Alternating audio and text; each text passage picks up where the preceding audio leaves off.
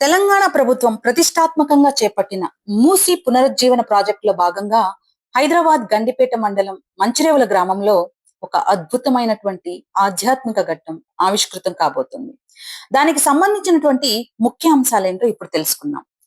800 ఏళ్ల చరిత్ర కలిగినటువంటి వీరభద్రస్వామి ఆలయం, 1400 ఏళ్ల నాటి మచిలేశ్వర లింగం ఉన్నటువంటి ఈ ఆలయ ప్రాంతంలో పక్కనే 8 ఎకరాల విస్తీర్ణంలో శృంగేరిలోని శారదాపీఠం జగద్గురువుల సూచనలతో నూతనంగా ఇక్కడ ఓంకారేశ్వర మందిరాన్ని నిర్మించనున్నారు.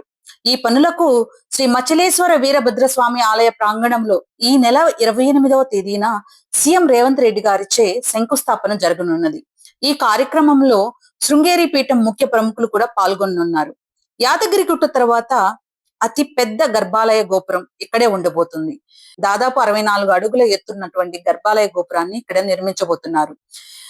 700 కోట్ల రూపాయల అంచనా వ్యయంతో ఈ ప్రాజెక్టు రూపుదిద్దుకుంటుంది. మూసీ నది మధ్యలో 100 అడుగుల భారీ శివుని విగ్రహం, బోటింగ్, పార్కులు మరియు విశాలమైన పార్కింగ్ సౌకర్యాలతో ఇది ఒక అంతర్జాతీయ స్థాయి పర్యాటక కేంద్రంగా మారనున్నది.